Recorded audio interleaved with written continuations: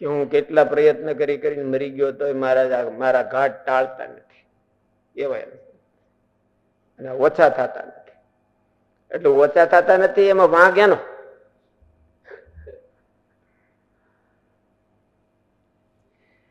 મહારાજ કહે છે કે તેને મનમાં એવા ખોટા કુતર્કો અને નબળા ઘાટ થયા કરે અને અંતર શત્રુ હૃદયમાંથી હઠે નહીં. એટલે એનો અર્થ હું મહારાજ એમાં નિશ્ચયની કચાશ કેમ કીધી? પોતાને અંતર શત્રુના ઘાટ થતા હોય અને પછી એને મહારાજ નો અવગુણ આવે તો એમાં શું એને એના આવો સંકલ્પ થાય મહારાજ મારા ઘાટ કેમ ટાળતા નથી? ભગવાનને અંતર્યામી નથી જાય. રખે ને ભગવાનમાં આવી શક્તિ નહીં હોય. આપણો હાથ ખોટો કઢીમાં પડી ગયો છે, ગેસમાં હાથ પડી ગયો છે. ભગવાનમાં આવી શક્તિ નહીં હોય. નકર તો નો ટાળી નહીં કહેવાય. હું ભજન કરું ને મારા ઘાટ નો ટાળે એટલે ભગવાનમાં એ શક્તિ નહીં હોય. તેથી એવા ઘાટ થયા કરે કે શું જાણીએ મારું કલ્યાણ થશે કે નહીં થાય, અને હું મરીને રાજા થઈશ કે ભૂત થઈશ. કારણ કે શું કરવા થાવ? એના મનમાં ડાઉટ શું કરવા થાય? ભગવાન મારું કલ્યાણ ન કરે કે આ બધા ખોટું દંભ છે. આ બધા એના પાપનો રસ્તો છે, આ પુણ્યનો રસ્તો નથી. એમ એવું કોક કે બધા આ ભાઈ આલા સ્વામિનારાયણ તો આવા છે ને આવા છે ને આવા છે, માણસ જેવાય નથી એવું કે તો મનાઈ જાય. લાગે છે એવું. તેનો અર્થ એવો છે કે અંદરથી જાણ્યું નથી. મહારાજને નથી જાણ્યા કે રીતભાતને નથી જાણી કે શાસ્ત્રની હારે એની કમ્પેરિઝન કરી નથી અને એની કિંમત નથી. એને એટલે એને મનમાં એમ થાય કે મળવા કે મર્યા પછી તો શું ખબર, ભૂત થાય તો થાય.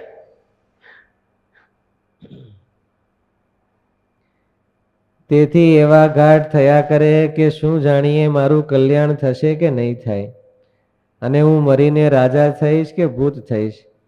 કારણ કે એને નિશ્ચયની ખામીને લઈને અંતરમાં ઊંડો સંદેહ રહ્યા કરે છે કે હું જે કરું છું તે ભક્તિ ગણાતી હશે કે પુણ્ય હશે કે પછી પાપ પ્રવૃત્તિ હશે. એને પોતાની પ્રવૃત્તિનું જજમેન્ટ નથી લઈ શકતો. એનું કારણ છે કે ઓલે પણ જજમેન્ટ નથી લેવાનું, એટલે બધી જજમેન્ટ ફરી જાય. ઓલે પણ જ્યાં લેવાનું જજમેન્ટ હતું ત્યાં એ બરાબર પ્રોપર જજમેન્ટ નથી લઈ શક્યો અને પ્રોપર એનો નિશ્ચય નથી કરી શક્યો, એટલે પોતાની ક્રિયાનું એ જજમેન્ટ નથી લઈ શકતો. હું હાથે રસ્તે છું કે ખોટે રસ્તે છું એવું જજમેન્ટ નથી. કારણ કે ભગવાનના નિશ્ચય વિના બુદ્ધિમાં અંધકાર છવાઈ ગયો છે. એને વિવેક નથી આવતો. ભગવાનના નિશ્ચય વિના વિવેક આવે ક્યાંથી? એટલે એને અંધકાર છવાઈ ગયો છે. એટલે પોતાની ક્રિયાનું જજમેન્ટ એ નથી લઈ શકતો. હું પુણ્ય પ્રવૃત્તિમાં છું કે પાપ પ્રવૃત્તિમાં છું,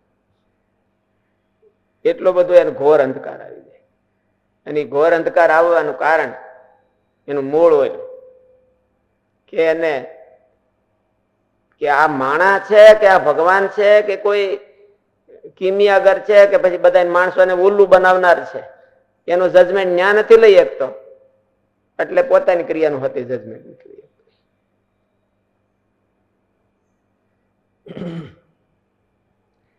કારણ કે એને નિશ્ચયની ખામીને લઈને અંતરમાં ઊંડો સંદેહ રહ્યા કરે છે કે હું જે કરું છું તે ભક્તિ ગણાતી હશે કે પુણ્ય હશે કે પછી પાપ પ્રવૃત્તિ હશે.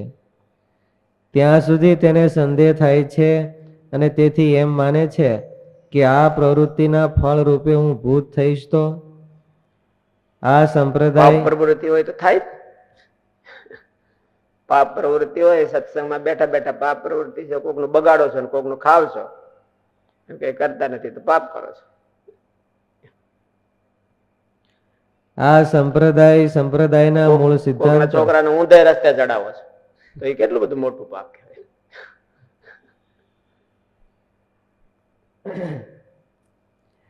આ સંપ્રદાયના મૂળભૂત સિદ્ધાંતો પાપ પ્રવૃત્તિ સભર છે કે બીજા કરતા આની કોઈ વિશેષતા નથી. શું આ સંપ્રદાયના જે સિદ્ધાંતો છે એ પાપ વધારનારા છે કે પાપ કાપનારા છે એનું આ જજમેન્ટ નથી લઈ શકતો. કારણ કે મૂળ વ્યક્તિ છે એમાં એનું જજમેન્ટ નથી લઈ શકતો અને એને લઈને આમાં નથી. એટલે પછી પોતાની ક્રિયાનું જજમેન્ટ નથી લઈ શકતો કે ના ના આને મારા અંતરમાં પ્રકાશ થતો જાય છે કે મારા અંતરમાં અંધારું થતું જાય છે, એ એને જજમેન્ટ નથી લઈ શકતો. એટલે એને આવું બધું થાય. ઘણી વાર એવું દેખાય કે મૂળ વ્યક્તિમાં એને કઈ બધું ન હોય ને છતાંય એવા સંકલ્પો થતા હોય તો કઈ સમજાણું નહીં. મૂળ વ્યક્તિમાં એને ઓલું નથી એટલા માટે આવું થાય છે. હા, તો પણ મારે જેવું કીધું કે એને દુબળાય છે. ભલે મૂળ વ્યક્તિમાં એને નથી એટલે કે જોગ નથી થયો એટલે એને બહુ ખબર નથી, એનું ક્લેરિફિકેશન નથી થયું. પણ એનો અર્થ એવો છે કે એને નબળાઈ કહેવાય, નિશ્ચયમાં નબળાઈ. અને છતાંય મહારાજે એવું કીધું છે કે ઘણી વખત તો ભગવાનનો નિશ્ચય હોય તો અંતરશત્રુ હોય તો એને ભગવાનમાં કોઈ દિવસ દિવ્ય ભાવ આવવો જોઈએ. જો એને ડાઉટ નથી પણ દિવ્ય ભાવ નથી તો એને થોડું બોલું છે કે નિશ્ચયનું પાસું એનું કાચું છે.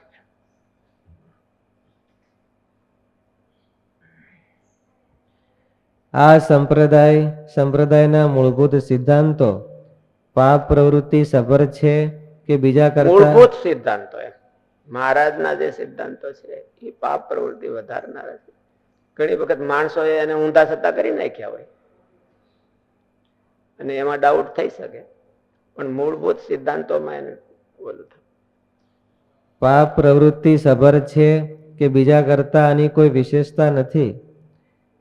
મહારાજની આજ્ઞામાં તથા મહારાજે બાંધેલી પ્રથામાં તેને 18મી સદી દેખાય, રૂઢિચુસ્તતા દેખાય અને અંધશ્રદ્ધા, જડતા વગેરેના દર્શન તેને નિશ્ચયની નબળાઈથી થાય છે. જગતમાં જે દોષ સભરતા છે તે જ અથવા તેનાથી વિશેષ આ સત્સંગમાં મહારાજના સિદ્ધાંતો તથા મહારાજના નિશ્ચયની ખામી કહેવાય. શું મહારાજની વિરુદ્ધ બોલી તો ન કે મહારાજને એમ કે માનો કે મહારાજને આ વસ્તુ તો કરવી હતી પણ મહારાજ કરી ન કે એટલે પછી હવે અમે કરીશ. એટલે એનો અર્થ શું થયો? એને મહારાજના વ્યક્તિત્વનું જ્ઞાન નથી અને નિશ્ચયની ખામી. પછી ઉપરથી ભલે ગમે એટલું એને થોટ મારીને મોઢું રાખતા હોય પણ એને નિશ્ચયની ખામી કહેવાય. મહારાજમાં એને ખામી દેખાય તો એ તો નિશ્ચયની જ ખામી કે મહારાજ ન કરીએ કે આપણે કરીએ છીએ.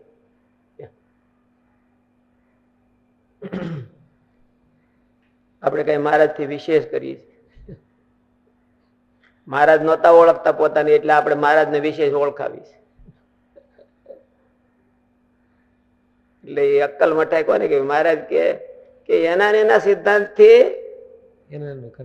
એનું ખંડન થાય છે પણ મૂર્ખ છે જાણતા નથી.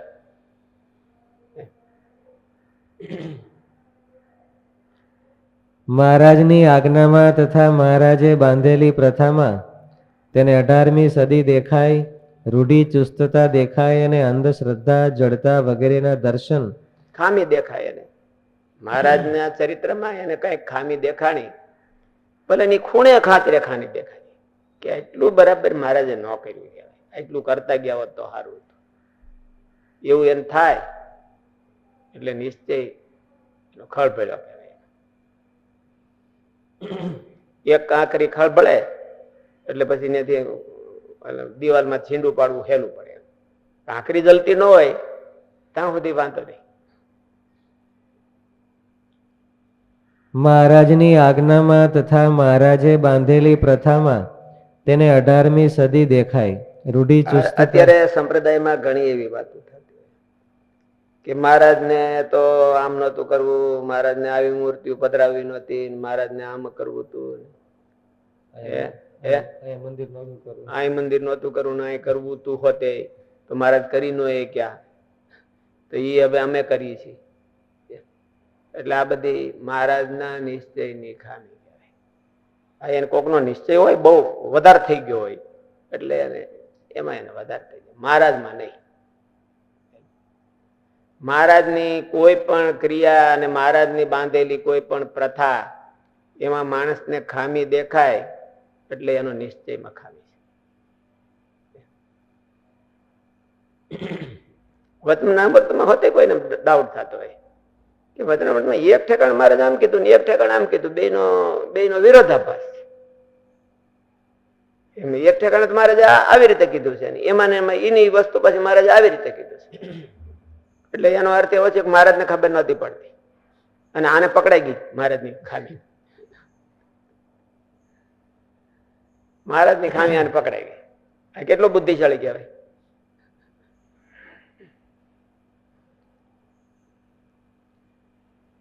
મહારાજે બાંધેલી પ્રથામાં તેને 18મી સદી દેખાય, રૂઢિચુસ્તતા દેખાય અને અંધશ્રદ્ધા, જડતા વગેરેના દર્શન.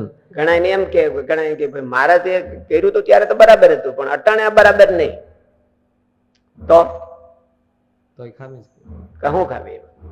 મહારાજને ખબર નથી પડતી, ભવિષ્યનું દેખાતું નથી ને એને. આપણા જેવા ઓર્ડિનરી માણસ હતા નહીં.